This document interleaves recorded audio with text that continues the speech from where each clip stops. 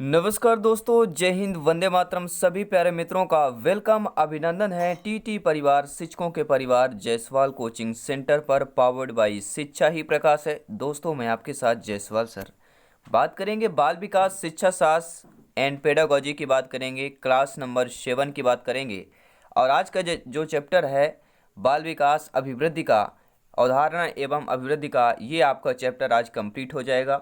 कल की क्लास में हम फिर से नेक्स्ट चैप्टर की शुरुआत करेंगे, क्योंकि टोटल तैयारी 30 में से 25 प्लस की तैयारी चल रही है और इतना स्कोर करना है ताकि सिलेक्शन का रास्ता आसान हो सके, सिलेक्शन के लिए आप क्वालिफाइड हो सकें। तो पहला प्रश्न दोस्तों, 7th क्लास है, इसकी पिछली क्लासेस देखना चाहते हैं, चैनल को सब्सक्राइब करें, बेल आइकन प्रेस करें और प्लेलिस्ट को चेक करें। प्लेलिस्ट मिल जाएगा बाल विकास क्लासेज बाई जायसवाल सर। पहला प्रश्न पूछा गया है कि खेल के माध्यम से बालक अपने संवेगों पर नियंत्रण करना सीख जाता है, तो यह विकास कौन सा होता है? देखिए, खेल के माध्यम से, किस माध्यम से दोस्तों? जो बालक होता है वह खेल के माध्यम से अपने संवेगों पर नियंत्रण करना सीख जाता है। किस पर? संवेगों पर नियंत्रण करना सीख जाता है। किसके माध्यम से? खेल के माध्यम से। तो बालक का सामाजिक विकास होगा, शारीरिक विकास होगा, संवेगात्मक विकास होगा, या इनमें से कोई नहीं? सभी कमेंट करेंगे, फीडबैक करेंगे। भैया, जब कोई भी बालक संवेगों पर नियंत्रण करना सीखता है, अर्थात वह किस विकास होगा? वह संवेगात्मक विकास होगा। तीसरा ऑप्शन दोस्तों सही हो जाएगा। दूसरा प्रश्न पूछा जा रहा है कि व्यापक वफादारी दया भावना में वृद्धि व मानसिक स्थिति में उतार चढ़ाव संबंधित होता है। व्यापक मतलब होता है एक बड़े स्तर में वफादारी निभाना, उसमें दया की भावना, दया, करुणा, वृद्धि व मानसिक स्थिति में उतार चढ़ाव जो संबंधित है, यह शारीरिक विकास की विशेषताओं से संबंधित है, संवेगात्मक विकास की विशेषताओं से, सामाजिक विकास की विशेषताओं से, या सांस्कृतिक विकास की विशेषताओं से है। यानी ये जो चार ऑप्शन हैं, शारीरिक, संवेगात्मक, सामाजिक, सांस्कृतिक विकास की विशेषताएं हैं कि इसमें व्यापक वफादारी, दया भावना में वृद्धि व मानसिक स्थिति में उतार चढ़ाव, तो राइट ऑप्शन कौन सा हो जाएगा? यह हो जाएगा संवेगात्मक विकास की विशेषताओं की बात कर रहे हैं। B option is the correct option, right answer हो जाएगा। आई होप सभी प्यारे मित्र वीडियो को अच्छे तरीके से समझ पा रहे होंगे। तो वीडियो को लाइक शेयर करते रहें, सपोर्ट करते रहें, पावर्ड बाई शिक्षा ही प्रकाश है। तीसरा प्रश्न है दोस्तों, बच्चे के संज्ञानात्मक विकास हेतु उत्तम स्थान क्या होता है? बालक बालिकाओं के अगर संज्ञानात्मक विकास करना है तो उनके लिए उत्तम स्थान खेल का मैदान होता है, सभागार होगा, घर होगा, या विद्यालय एवं कक्षा का वातावरण की बात कर रहे हैं। तो सभी जानते हैं बच्चे का संज्ञानात्मक विकास का जो स्थान है वह उत्तम करना है, उसके लिए विद्यालय एवं कक्षा का वातावरण बहुत ही इंपॉर्टेंट होता है। वह उचित स्थान या हेतु या उत्तम स्थान हो जाएगा बालक के, बच्चे के संज्ञानात्मक विकास हेतु। D option correct option, right answer हो जाएगा। चौथा प्रश्न दोस्तों आपके स्क्रीन पर है, आइए जान लेते हैं क्या पूछा जा रहा है। संवेगात्मक विकास को प्रभावित करने वाले कारक आपको बताना है। शारीरिक स्वास्थ्य होगा, मानसिक योग्यता, थकान होगा, या उपरोक्त सभी की बात कर रहे हैं। सभी कमेंट करेंगे जिनका सपना है अध्यापक अध्यापिका बनना, गवर्नमेंट टीचर बनना, हर एक भाई बहन गृहिणी का, सभी का वेलकम, अभिनंदन, जायसवाल सर स्वागत करते हैं। संवेगात्मक विकास को प्रभावित करने वाले जो कारक है दोस्तों और कोई नहीं, आपका शारीरिक विकास भी है, मानसिक शारीरिक स्वास्थ्य भी है, मानसिक योग्यता भी है और थकान भी आता है। ये तीनों चीज़ें प्रभावित करती है बच्चे के संवेगात्मक विकास को। तो डी ऑप्शन सही हो जाएगा। पांचवा प्रश्न क्या पूछा जा रहा है कि इनमें से कौन सी ऐसी विशेषता है जो भावनात्मक विकास हेतु जुड़ी हुई नहीं है? नेगेटिव नकारात्मक प्रश्न जुड़ा गया है और ये लाइन ध्यान दीजिएगा, भावनात्मक विकास, ठीक है। कौन सी विशेषता जो भावनात्मक विकास से जुड़ी नहीं है? भावना शारीरिक परिवर्तन से जुड़ा है, भावना जन्म के तुरंत बाद आता है, भावनाओं का तीव्र रूप से बचपन में देखा जाता है, या हम कह सकते हैं कि भावना शारीरिक विकास से तो जुड़ी हुई नहीं है। देखिए, भावनाएं जो होती हैं, कहते हैं ना भावना, हमारी ऐसी भावना है, उसकी ऐसी भावना है, तो ये जो भावनात्मक विकास होता है, देखिए भावनात्मक विकास शारीरिक परिवर्तन से भी जुड़ा होता है, भावना जन्म के तुरंत बाद आ जाती है, और भावनाओं का तीव्र रूप से बचपन में देखा जाता है, बचपन में ज़्यादातर। लेकिन भावना शारीरिक विकास से जुड़ा नहीं है, ये कथन आपका ये गलत दिया गया है, ठीक है। और प्रश्न भी कह रहा है कि कौन सा नहीं है, तो according to question right option number D option correct option हो जाएगा। अब बढ़ते हैं दोस्तों अगले प्रश्न की तरफ। छठवां प्रश्न बेहतरीन प्रश्न, लाजवाब प्रश्न, सिलेक्शन वाला प्रश्न, संभावित प्रश्न, बार बार पूछे जाने वाला रिपीटेड प्रश्न है कि एक बच्चा ईर्ष्या का प्रदर्शन करता है। कोई बच्चा है ईर्ष्या का प्रदर्शन करता है, ठीक है। ईर्ष्या का प्रदर्शन कब करने लगता है? 6 माह की आयु में करता है, 12 माह की आयु में, 18 माह की आयु में या 24 माह की आयु में करता है। तो कोई एक बच्चा है जो ईर्ष्या का प्रदर्शन करता है, वह किस आयु में करने लगता है? वह सभी जानते हैं, जब बच्चा 18 माह का हो जाता है, लगभग 1.5 साल का जब बच्चा हो जाता है तो वह ईर्ष्या का प्रदर्शन करने लगता है। 7वां प्रश्न बेहतरीन लाजवाब प्रश्न आ चुका है और प्रश्न क्या पूछा जा रहा है, आइए जान लेते हैं कि निम्नलिखित में से कौन सा जो है बच्चे के संवेगात्मक विकास हेतु या संवेगात्मक विकास के लिए सर्वाधिक उपयुक्त क्या होगा? किसके लिए? बच्चे के संवेगात्मक विकास के लिए। कक्षा कक्ष प्रजातांत्रिक परिवेश, अध्यापकों की कोई भी सहभागिता नहीं क्योंकि यह माता पिता का कार्य है। कक्षा कक्ष का नियंत्रित परिवेश या हम कह सकते हैं कक्षा कक्ष का अधिकारवादी परिवेश। तो कौन सा परिवेश यहाँ पे उचित होगा आपको कमेंट करके बताना है। तो बच्चे के संवेगात्मक विकास के लिए ये भी ध्यान देना, प्रश्न बहुत ही इंपॉर्टेंट होता है समझना। बच्चे के संवेगात्मक विकास हेतु सर्वाधिक उपयुक्त की बात कर रहे हैं तो कक्षा कक्ष का प्रजातांत्रिक परिवेश सर्वाधिक उपयुक्त होगा क्योंकि बच्चे के संवेगात्मक विकास की बात कर रहे हैं। पहला option correct option right answer हो जाएगा। अब देख लेते हैं 8वां प्रश्न पूछा गया है कि बच्चों में नैतिकता की स्थापना के लिए सर्वोत्तम मार्ग है। देखिए जब भी नैतिकता का नाम आता है, कोहल वर्ग का नाम सभी लोग जानते हैं, आ ही जाता है, ठीक है। किसकी बात कर रहे हैं हम? कोहल वर्ग की बात कर रहे हैं। तो नैतिकता की स्थापना के लिए सर्वोत्तम मार्ग कौन सा होता है? मार्ग यानी रास्ता। उन्हें धार्मिक पुस्तकें पढ़ाना, शिक्षा का आदर्श रूप में व्यवहार करना, उनका मूल शिक्षा पर मूल्यांकन करना या उन्हें प्रातःकालीन सभा में उपदेश देना। आप सभी भावी अध्यापक अध्यापिकाएं हैं, शिक्षक बंधु हैं, जब आप बनेंगे, टीचर बनेंगे, अध्यापक अध्यापिका बनेंगे, क्लास ज्वाइन करेंगे, विद्यालय में पढ़ाने जाएंगे, तो आप ये बताइए अध्यापक अध्यापिका होने के नाते, भावी अध्यापक अध्यापिका होने के नाते, शिक्षक शिक्षिका होने के नाते कि बच्चों की नैतिक स्थापना के लिए सर्वोत्तम मार्ग आप क्या करेंगे? तो सर्वोत्तम मार्ग वही होता है कि शिक्षा का आदर्श रूप में व्यवहार करना। जब आप लोग आदर्श रूप में व्यवहार करेंगे तो बच्चों में नैतिकता का स्थापना होगा क्योंकि आदर्श रूप में व्यवहार ही नैतिकता होता है। बी ऑप्शन सही हो जाएगा। 9वां प्रश्न दोस्तों आ चुका है कि छात्रों में अच्छे नागरिक के गुण कैसे समाहित किए जा सकते हैं? किसकी बात कर रहे हैं? छात्रों में, बालक बालिकाओं में अच्छे नागरिक के गुण, किस प्रकार के अच्छे नागरिक गुण को समाहित किए जा सकते हैं? उन्हें अच्छी नागरिकता पर भाषण देकर किया जा सकता है, उन्हें राष्ट्रीय नायकों से परिचित कराकर समाहित किया जा सकता है या उन्हें कतिपय सामुदायिक सेवा कार्य आवंटित करके, या इनमें से कोई नहीं। सभी कमेंट करेंगे। जी हाँ, छात्रों में अच्छे नागरिक के गुण कैसे समाहित किए जा सकते हैं? तो उन्हें राष्ट्रीय नायकों से परिचित कराकर, जैसे सुभाष चंद्र बोस जी हो गए, महात्मा गांधी जी हो गए, ठीक है, लाल बालपाल हो गए, ये इनके सारे जो भी इतिहास हैं, ठीक है, अच्छे जो राष्ट्रीय नायक हैं, सुभाष चंद्र बोस जी हो गए, ठीक है, इनसे परिचित कराकर उन्हें क्या है, नागरिक के गुण या अच्छे नागरिक के गुण कैसे समाहित किए जा सकते हैं? तो इस टाइप से कर सकते हैं, राष्ट्रीय नायकों से परिचित कराकर। B option correct option right answer हो जाएगा। 10th नंबर प्रश्न दोस्तों प्यारा सा प्रश्न है कि बच्चों के अच्छे चरित्र निर्माण के लिए पाठ्य पुस्तकों में चरित्र निर्माण संबंधी पाठ होने चाहिए, चरित्र निर्माण के लिए व्याख्यान दिए जाने चाहिए, या कक्षा कक्ष गतिविधि इस प्रकार हो कि बच्चे को चरित्र निर्माण में सहायता मिले, या महापुरुषों की जीवनी बच्चों को पढ़ाई जानी चाहिए। तो राइट ऑप्शन क्या होगा? अब आपको चूज करके बताना है, कमेंट करके बताना है, फीडबैक करके बताना है इसका जवाब, इसका आंसर क्या होने वाला है। तो बच्चों के अच्छे अगर चरित्र का निर्माण करना है तो उसके लिए क्या होगा, कक्षा कक्ष गतिविधि जो है इस प्रकार हो कि बच्चों को चरित्र निर्माण में सहायता मिल सके। C option correct option right answer हो जाएगा। अगला प्रश्न दिया गया है दोस्तों कि चरित्र का विकास होता है। कहते हैं आपका चरित्र बहुत ही खराब हो चुका है, आप उनका चरित्र बहुत ही अच्छा है, कभी नहीं खराब हुआ है, मतलब चरित्र की विकास बात कर रहे हैं, किसकी? चरित्रता की बात कर रहे हैं। तो चरित्र का विकास इच्छा शक्ति द्वारा होता है, बर्ताव एवं व्यवहार द्वारा होता है, या नैतिकता द्वारा होता है, या उपरोक्त सभी के द्वारा होता है। सभी विकास करेंगे, सभी विकास की बात कर रहे हैं, चरित्रिक विकास की बात कर रहे हैं, सभी कमेंट करेंगे। मान लीजिए आपका बच्चा है, आप विद्यालय में ट्यूशन पढ़ा रहे हैं, विद्यालय में पढ़ा रहे हैं, जो चरित्रिक विकास करना है।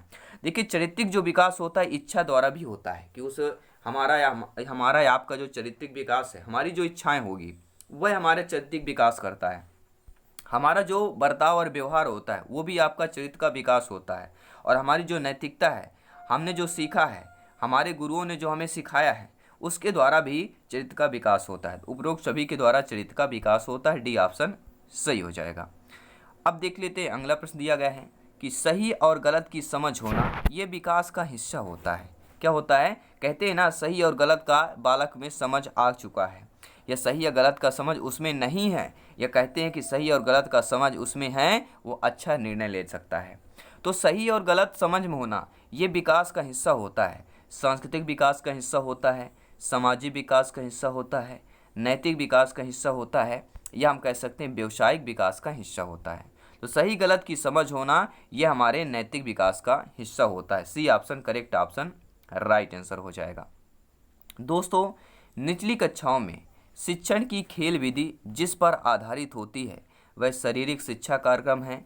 शिक्षण की विधियों के सिद्धांत हैं, ये विकास और वृद्धि के मनोवैज्ञानिक सिद्धांत हैं, ये शिक्षण के समाजशास्त्री सिद्धांत हो जाएंगे। तो निचली कक्षाओं में, किस प्रकार की कक्षाओं में? निचली कक्षाओं में शिक्षण की खेल विधि जिस पर आधारित होती है वह विकास और वृद्धि के मनोवैज्ञानिक सिद्धांतों पर आधारित होती है। C option correct option right answer है। और आज का जो हमारा चैप्टर था बाल विकास अध्यापन कला या बाल विकास और उसकी अवधारणा, ये चैप्टर आज पूरा क्लियर करेंगे। फिर नेक्स्ट चैप्टर की हम कल से शुरुआत करेंगे। ठीक है दोस्तों, चलिए इस सेशन को कंप्लीट करते हैं। अगला प्रश्न दिया गया है कि निम्न कक्षाओं में शिक्षण की खेल विधि आधारित होती है। निम्न यानी कि बहुत सारी कक्षाओं में जो भी आपके दी गए हों।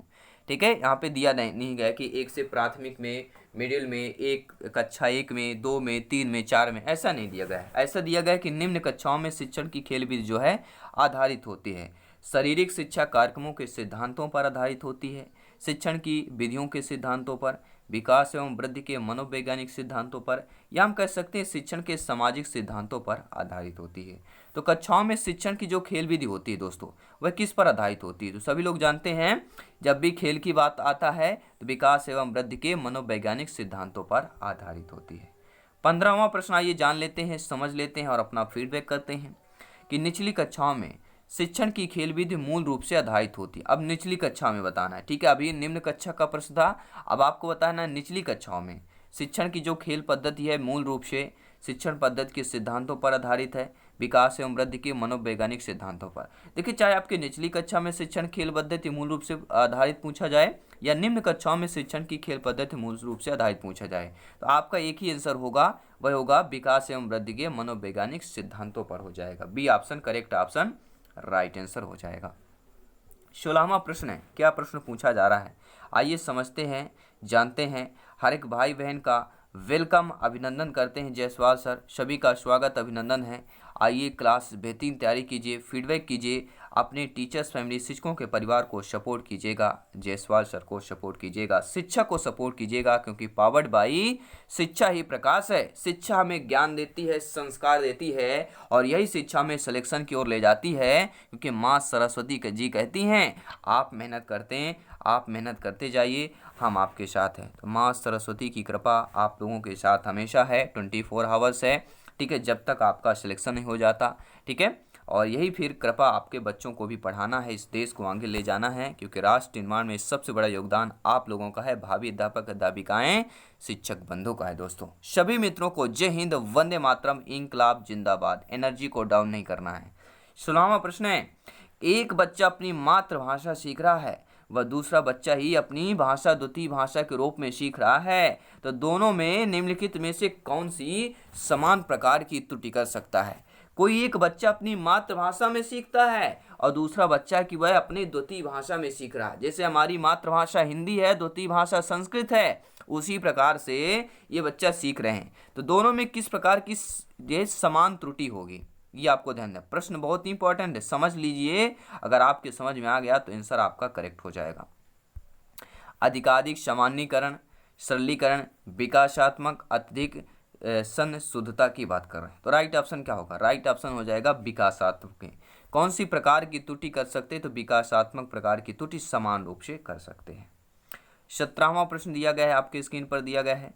प्यारा सा प्रश्न है, प्यारा सा आंसर फीडबैक चाहेंगे कि शिक्षण का विकासात्मक परिप्रेक्ष्य शिक्षकों से यह मांग करता है। क्या कह रहा प्रश्न कि जो शिक्षण का विकासात्मक परिप्रेक्ष्य होता है वह शिक्षकों से यह मांग करता है कि वे इस प्रकार का अधिगम उपलब्ध कराएं जिसका परिणाम केवल संज्ञानात्मक क्षेत्र के विकास में हो, कठोर अनुशासन बनाए रखने वाले बने, क्योंकि बच्चे अक्सर प्रयोग करते हैं और विकासात्मक कारकों के ज्ञान के अनुसार अन्वेषण युक्तियों का अनुकूलन करने या विभिन्न विकासात्मक अवस्था वाले बच्चों के साथ समान रूप से व्यवहार करें। सभी कमेंट करेंगे। देखिए, शिक्षण का जो विकासात्मक परिप्रेक्ष्य शिक्षकों से यह मांग करता है कि वे क्या करें, वे दोस्तों विकासात्मक कारकों के ज्ञान के अनुसार अनुदेशन युक्तियों का पालन करें। सी ऑप्शन सही हो जाएगा। 18वां प्रश्न बेहतरीन प्रश्न है कि अतिरिक्त निम्नलिखित सभी सीखने के रूप में आकलन को बढ़ा देते हैं। किसके अतिरिक्त? यानी एक आपका निगेटिव दिया गया, अब बाकी सभी सीखने के रूप में आकलन को बढ़ा देते हैं। वह कौन सा है और कौन सा नहीं है, आपके 4 ऑप्शन करके चूज करके बताना है। देखिए, शिक्षार्थियों को आंतरिक पृष्ठपोषण यानी कि इंटरनल फीडबैक लेने के लिए कहना, अवसर लेने हेतु शिक्षार्थियों के लिए एक सुरक्षित वातावरण का निर्माण करना, पढ़ाए गए विषय पर मनन करने के लिए शिक्षार्थियों को कहना, या जितना संभावना हो शिक्षार्थियों को लगातार परीक्षण लेना। तो जितनी संभावना हो लगातार शिक्षण की परीक्षण लेना। ऑप्शन नंबर डी को छोड़कर बाकी सभी सीखने के रूप में आकलन को बढ़ावा देते हैं। ए बी सी आपको बढ़ावा देंगे लेकिन डी ऑप्शन नहीं देगा। 19वां प्रश्न क्या दिया गया है? प्रश्न यह है कि पूर्व संक्रियात्मक काल में या पूर्व संक्रियात्मक अवस्था में आने वाली संज्ञानात्मक योग्यता क्या है? देखिए, यहाँ पे आता है जीन पियाजे जी का नाम। जीन पियाजे जी ने बालक की महत्वपूर्ण 4 अवस्थाएं बताई थी। पहली अवस्था है संवेगी गामक अवस्था, जो जन्म से लेकर 2 वर्ष तक चलती है। दूसरी अवस्था है पूर्व संक्रियात्मक अवस्था, 2 से 7 वर्ष चलती है। तीसरी अवस्था है 7 से 11 वर्ष मूर्त संक्रियात्मक अवस्था। चौथी है 11 से आगे अमूर्त या औपचारिक संक्रियात्मक अवस्था। तो पूर्व संक्रियात्मक अवस्था या पूर्व संक्रियात्मक काल में आने वाली जो संज्ञानात्मक योग्यता होती है वह हमारी लक्ष्य उद्दिष्ट व्यवहार की योग्यता कहलाती है। C option correct option right answer हो जाएगा। 20वां प्रश्न लाटेस्ट प्रश्न आ चुका है आपके स्क्रीन पर कि psychology from the stand point of behaviour list किसकी रचना है? एक बुक की रचना है। एक बुक है psychology from the stand point of behaviour list. ठीक है, बिहेवियरिस्ट किसकी रचना है? वाल्टर हंडर की है, वाटसन की है, कार्ल लेथले की है, या टॉलमैन की बात कर रहे हैं। देखिए, टॉलमैन तो टाल देते हैं। टॉलमैन क्या करते हैं? इस प्रश्न को टाल देते हैं, यानी हमें इस ऑप्शन को भी टाल देना चाहिए। यानी psychology from the stand point of behaviourist किसकी रचना है? हम ये वाटसन महोदय की बात कर रहे हैं। जी हाँ, बिहेवियर का नाम आए तो आपको एक ही ऑप्शन करना, वाटसन महोदय की बात कर रहे हैं। व्यवहारवाद बिहेवियरिज्म के अनुसार मनोविज्ञान केवल तभी सच्ची वैज्ञानिकता का वाहक हो सकता है जब वह अपने अध्ययन के आधार पर व्यक्ति की मांसपेशीय और ग्रंथिमूलक अनुक्रियाओं को बनाए। और मनोविज्ञान में व्यवहारवाद बिहेवियर या बिहेवियरिज्म की शुरुआत 20वीं सदी के पहले दशक में जेबी वाटसन के द्वारा 1913 में जॉन हॉपकिंस विश्वविद्यालय में की गई थी। ये नोट कर लीजिएगा। अगला प्रश्न क्या दिया गया है? एक शिक्षिका अपने शिक्षार्थियों की विभिन्न अधिगम शैलियों को संतुष्ट करने के लिए वैविध्यपूर्ण कार्यों का उपयोग करती है। वह किससे प्रभावित होगी? मान लीजिए आप एक किसी शिक्षिका हैं, आपकी नियुक्त होती है, तो आप अपने विद्यार्थियों को विभिन्न अधिगम शैलियों को संतुष्ट करने के लिए, क्योंकि काफ़ी सारी अधिगम शैलियाँ होती हैं, तो सभी प्रकार की विभिन्न अधिगम शैलियों से संतुष्ट करने के लिए वैविध्यपूर्ण कार्यों का उपयोग करती हैं। तो यह जो शिक्षिका है किससे प्रभावित होंगी? पियाजे के संज्ञानात्मक विकास से प्रभावित हैं, कोहलबर्ग के नैतिक विकास के सिद्धांत से, गार्डनर के बहुबुद्ध के सिद्धांत से, या वाइगोस्की के सामाजिक संस्कृत सिद्धांत से प्रभावित हैं। तो ये किससे प्रभावित हो जाएंगी? कोई शिक्षिका जो अपने शिक्षार्थियों की विभिन्न अधिगम शैलियों को संतुष्ट करने के लिए वैविध्यपूर्ण कार्यों का उपयोग करती हैं, वह गार्डनर के बहुबुद्ध सिद्धांत से प्रभावित हो जाएंगी। क्या हो जाएगा? C option correct option right answer हो जाएगा। अब देख लेते हैं दोस्तों, अगला प्रश्न क्या दिया गया है कि बालक में तर्क की क्षमता विकसित करने के लिए आप क्या करेंगे? आप एक शिक्षक शिक्षिका हैं और आप बालक में तर्क की क्षमता जो है विकसित करना चाहते हैं या चाहती हैं, तो आप क्या करेंगे? सूचना खोजी प्रश्न पूछेंगे, या प्रस्तुत पाठ पर पुनरावृत्ति के प्रश्न पूछेंगे, या संदर्भ बदलते हुए प्रश्न पूछेंगे, या पूर्व ज्ञान पर प्रश्न पूछेंगे? सभी कमेंट करेंगे, फीडबैक करेंगे। जी हाँ, बालक में तर्क की क्षमता का विकसित करने के लिए आप लोग क्या करेंगे? संदर्भ बदलते हुए प्रश्न पूछेंगे। C option correct option, right answer हो जाएगा। तो चलिए दोस्तों, ये क्लास यहीं पे एंड करते हैं। और इस सेशन का बाल विकास एवं अवधारणा यानी बाल विकास शिक्षा शास्त्र का जो हमारा पहला चैप्टर था हमने कंप्लीट कर लिया है। कल की क्लास से हम नेक्स्ट चैप्टर को शुरुआत करेंगे, पूरी तैयारी करेंगे और सारे चैप्टर क्लियर करेंगे, क्योंकि सिलेक्शन यहाँ पे शरों पर ही है। सभी मित्रों को जय हिंद, वंदे मातरम, धन्यवाद सभी का।